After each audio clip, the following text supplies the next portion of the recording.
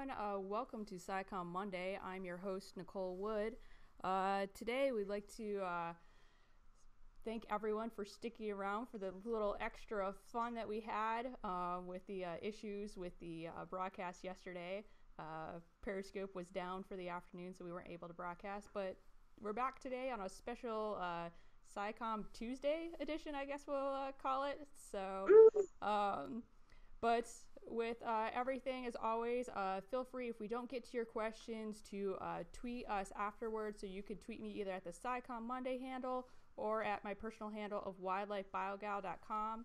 And with that, I'd like to introduce today's guest, who was very kind with sticking around for extra days so we could get this in, Rebecca Heisman, and you can reach her at r_Heisman on Twitter. And so, Rebecca, thank you so much for sticking around for this extra day so we can get this in.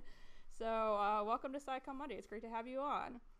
Thank you. I'm excited to finally be here after yesterday.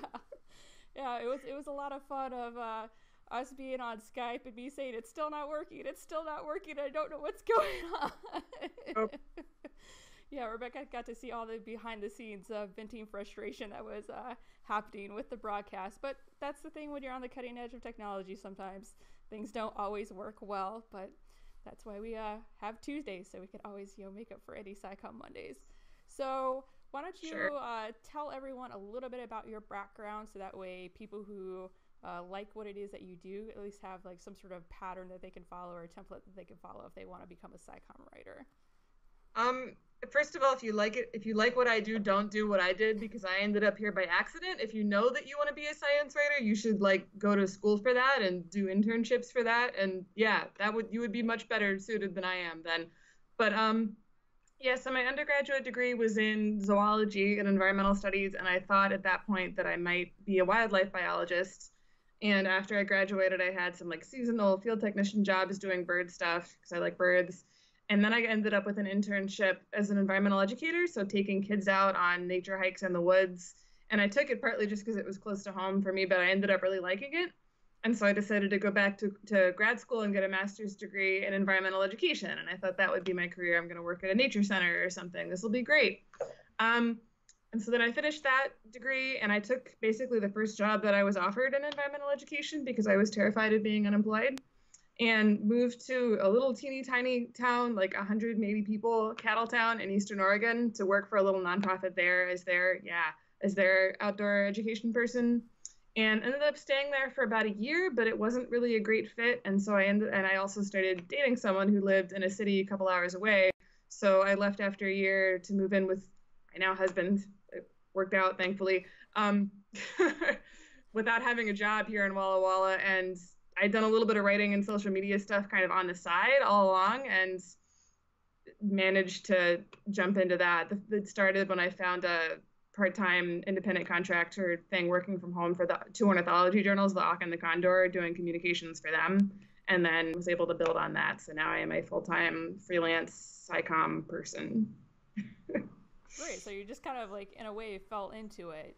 Yeah, it just kind of happened, which is, I like it. It worked out great, but yeah, that's kind of with me with the whole Scicomm thing. I kind of feel like I've just fallen into it. It's just something I've just naturally started liking as I kind of got into it, and it just kept steamrolling, and next thing I know, this is what I'm doing most of the time.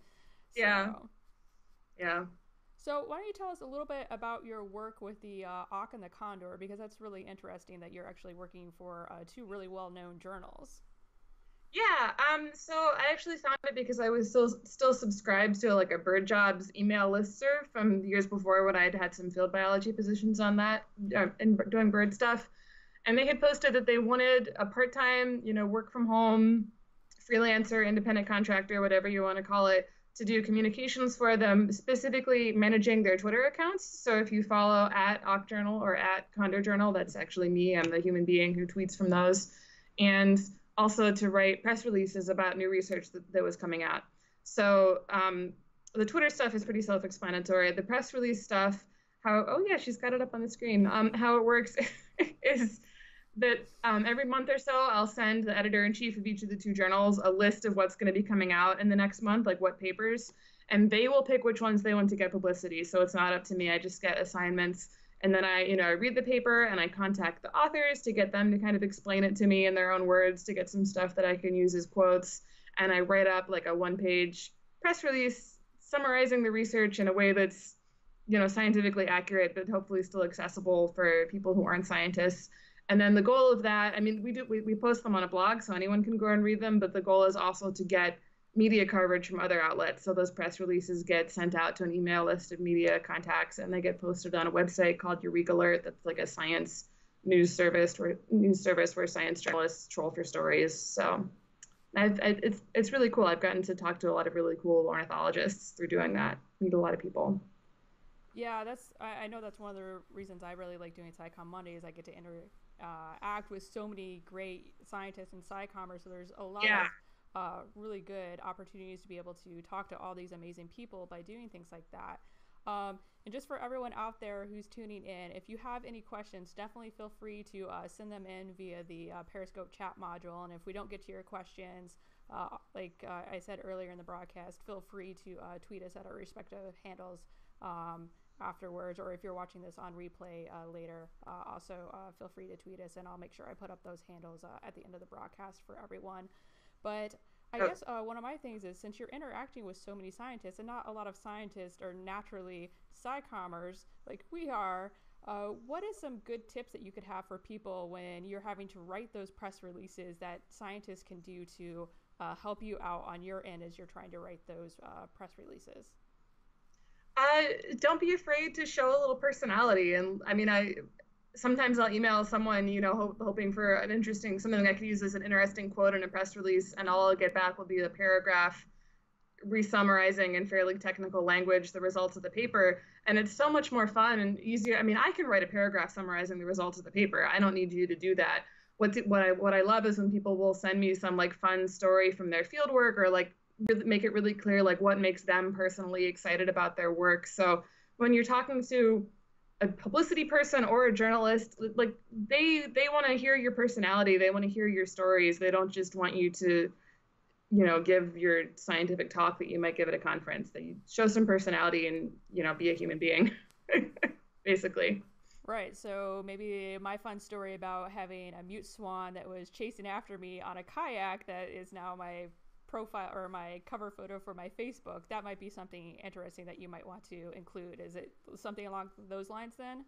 Yes, if you had a paper coming out in the Condor about mute swan research and I was assigned to write a press release about it, that is a story that I would want to hear. And since my press releases are only a page long, sometimes I can't always fit in all the fun stories that I would want to, but I at least love it when that's what people send me, so that I can make it a little more interesting. Right, so it's just adds just that little bit extra flair of maybe what you wouldn't get in an actual journal article then. Yeah, I mean, the science is important, but someone who wants just the straight science can read the article. I mean, for the press release or for a magazine article about it or whatever, you want a little more color. Right. So just a reminder to everyone out there, if you have any questions, feel free to start sending them in. We'd like to make this as engaging as possible. So definitely send in any of your questions that you have for Rebecca about her work with science writing. So I know you also do a lot of freelance work, and one of the things that I thought was really neat that I didn't know before was that you actually write scripts for some YouTube channels out there. The biggest one that is the SciShow. So why don't you tell us about how you got involved with SciShow and what SciShow is, and just tell us all the awesomeness about it, please.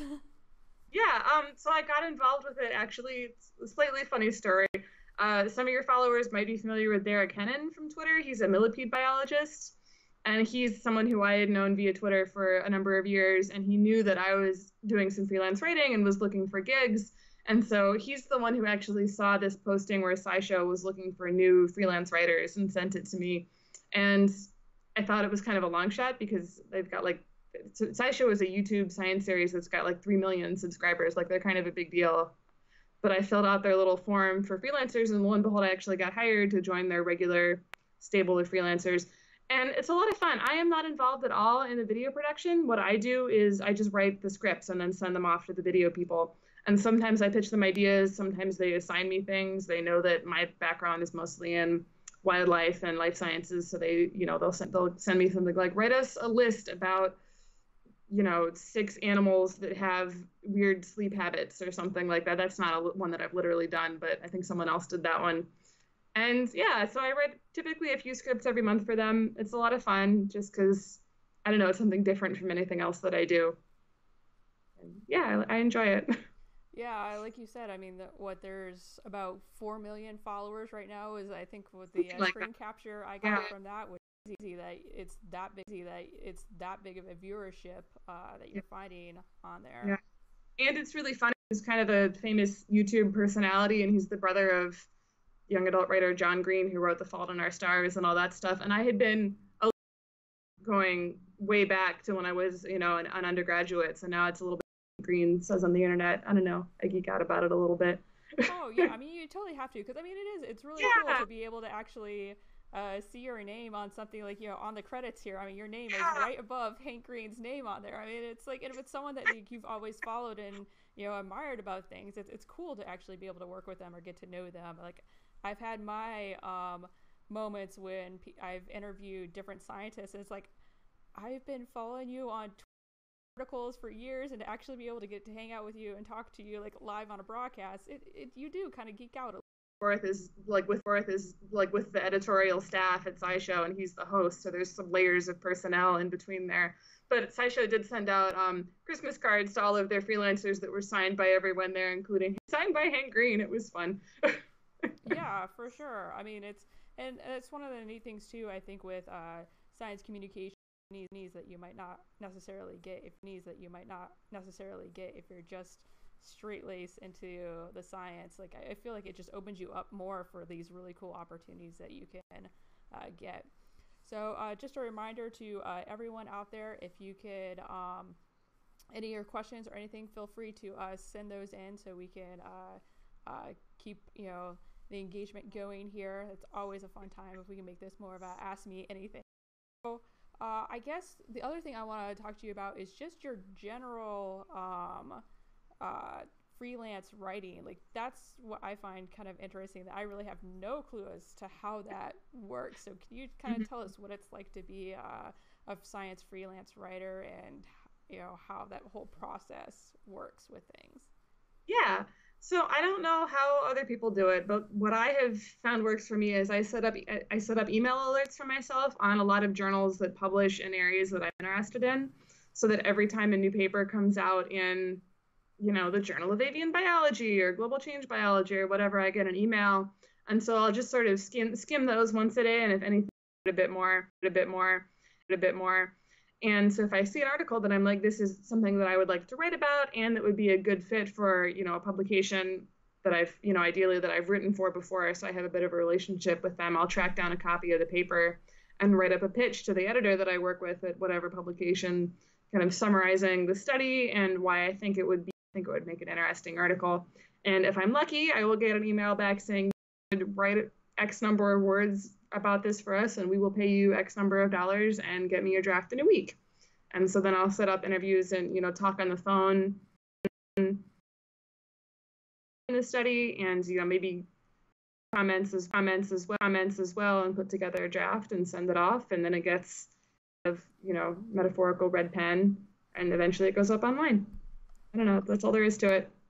Right. Yeah. It's, I guess my thing is where do I come up with ideas and things like that. It's just, I think that would probably be one of the hardest things, is trying to like just scour and like knowing, okay, what has been talked about before, like how much do you like read the magazines and stuff of where, or the journals and things that you're submitting things to be able to kind of keep track of what it is that they've already published about, so that way you're not necessarily maybe wasting your time pitching them something that they just published 2 months ago. Definitely, exactly. If I see something that I want to pitch a story about, I'll publication that I might want to write about it for, to make sure they haven't already done something really similar. And I'll check, Eureka Alert, which I mentioned is that got a press release, is probably already, there's already a staff writer there who's on it. So as a freelancer, you really kind of want to seek out the things that are not already getting publicized like crazy, so that you can offer something different. So yeah, I always do kind of at least try to do some due diligence and make sure that I'm pitching something that might be unique. So we have a question coming in. Have you written on Hey, subjects that you're not an expert on? This I is from have. Hal Sherman. So Okay. Hi, Hal. Um, I have definitely for when we're first starting there before I'd really settled into a niche, they would send me all sorts of things like, and even the things that are biology related, I've written some more anatomy type ones for them where I didn't really know anything about it. Like I got an assignment for them to write a show on why we have kneecaps but not elbow caps, which I had no idea. So I was reading up on it and then like trying, like even getting on Twitter, like trying to find people who were anatomy experts who were kneecap experts. And it turns out there are people who are specifically like kneecap experts who were trying to give me some answers. But yeah, definitely part of being a freelance science journalist is being able to quickly get up to speed on anything. Because I've even the stuff that I do that is wildlife related, coral reef restoration. I've written about beavers in the Arctic. I've written about how feral hogs affect salt marshes in Florida. I mean, you just need to get really comfortable teaching your space. yeah, I know personally if there's something that I'm not an expert on, it's amazing how if it's just even slightly outside of my field of expertise, how hard to speed on that. So, and it's Yeah, I mean, I think a lot of people think, well, you do science, you should know about all this science. I don't know about all this science. It's like even yeah, within like, I work with a mute swan, an invasive species. That's like even if it's another thing about a wetland, I might not know anything about that, and it's so it's that's got to be quite a tough thing to be able to get yourself constantly up to speed on things. But then you get to be kind of know all this different stuff, so that's got to be exciting. yeah. I read a lot of papers here. I'm sitting here at my desk. This is all scientific papers. Yeah. Always got a stack going. Because I don't know if people can see that that. I think that's like one really good thing with people who do any sort of science communication. I do feel like you kind of get to know a little bit about everything, and so you do get to be more of that jack of all trades versus sometimes when you're just in science all yourself because you become that particular expert about that one subject and you don't necessarily do that. So, Yeah, that's part of why I ended up not going into actual wildlife biology as a career is because I'm interested in everything and I didn't want to go to grad school for biology and have to specialize in one aspect of one animal and never get to learn about anything else ever again. It's different every day. right. Yeah, that's what I was going to say. Like, I think, do you feel like it kind of just energizes you a little bit more because you are getting to work on various things, so you're not necessarily getting tired of just one thing? Like, okay, I'm going to work on this one bird for the next 3 years of my life versus, hey, every day might be slightly different and I get to, have that variation that like keeps your mind going in that particular way. And to actually make a good scientist, I'm much better at talking about other people's. All right. Sure, we're not going crazy on time here. But yeah, so what else is it like, what kind of like, I don't know, what's the most interesting story possibly that you've done Um, that you really liked? yeah, so most of what I do, I just do from home, interviewing people by phone. But last year I did get to go out into the field a couple times to do some firsthand reporting. And the first one the first thing I ever got to do that for was a feature article that I wrote for an online magazine called Biographic about Western juniper, which is a tree that's native to the inland Northwest where I live. But even though it's native, it's been greatly expanding out of its historic range in the past, century or so, and it's getting to a point where it's starting to impinge on the habitat of sage grouse. So to spend a few days traveling around Eastern Oregon, going out with BLM biologists to count sage grouse and stuff like that. I was writing about just the history of the management efforts there. Great. Yeah, I just like what was their like, most fun thing or, what's their fieldwork fail? Do you have I guess a science writing fail that maybe just something that you thought was really going to be working out like, oh, this is going to be a great article and then it just Um, um, well, for one, definitely could have been a science writing fail because the first draft that I sent off to my editor that I did attempt to do entirely reporting from home over the phone was not sufficient, and it definitely took some editorial handholding out of how it turned out, but there was some iffy bits in the middle. Gosh, what else? The SciShow folks a while ago asked me to do a list of like 6 great unsolved mysteries suggestions to get me started, but it was all like really technical biochemistry stuff that I didn't really understand. So I kind of did my best to like write up an outline and send it off to them, because their process is usually you write an outline first and they look at it and then you turn it into a full script. And when I sent them my outline, they definitely got back to me and were like, yeah, we're going to have someone else do this one. Never mind. So yeah, that absolutely happens. Yeah, that always worries me. Like I'll have reporters opinion about something. I was like, I'm not the expert on that, and I don't really feel comfortable like giving you a quote on this particular thing. I could start shuffling you off to the person that you might need to like talk to, but it's just like, do you truly give that knowledge base to somebody when you yourself don't really have that knowledge, and you kind of feel like, oh, I don't know. So like, what else, like, so when you interact with the Awk and Condor and you do a lot of social media online like that, just wanting to like Twitter that you see from like your aspect of Scicomming on your own, but also as the person that runs actual accounts for journals. I've seen people saying to scientists who want to get on Twitter, like, even if you just create an account and like post one thing, that's better than doing nothing. And I don't really think that's true, because Twitter is pretty fast paced, and if you're not at least somewhat active, probably people aren't really going to follow you and see your stuff. So I would say, maybe make a resolution that you're going to like spend 10 minutes each day, getting on Twitter and posting a link to something that you found interesting and writing a reply to one other person, because I feel like it does take some consistent effort to like cultivate a good community before you actually start finding those opportunities. And I have found paid science writing opportunities through connections on Twitter. Like I mentioned, I ended up with my friend Derek Hennon sending the link my way, and I've never met Derek in person. He was just a Twitter friend. So Twitter is actually worth it, but it takes some effort to get there. Right. Yeah. I can't even begin to count the number of connections that I've made on Twitter that have led to something else, because I made sure that I was actively involved on there versus just, I might post every 2 weeks or only when I go to a conference or things like that. Like, you do have to be, I think, a little bit more actively engaged, one, to like just be able to let people know that you're there, but then also too for you to be able to get the most out of it, because it's very easy for you to miss other things. But yeah, with rest of the Scicomm stuff, I guess, like, what tips do you have for everyone to, like, if you're like to do like your 3 big tips for being a good Scicomer, what would be your best guess or best recommendation? These questions ahead of time so that I have good answers. So it's so much more fun to watch you be on the spot, Rebecca. Oh gosh, thanks. Three big tips for Scicommers.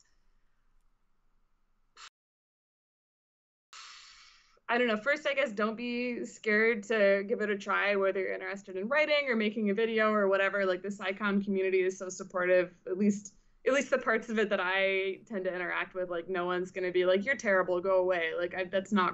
Don't be afraid to try something different. Making a couple Twitter threads of like using GIFs from the Twitter GIF library to explain a couple different scientific concepts, which was just a fun way to kill some time. So that's 2. You wanted 3.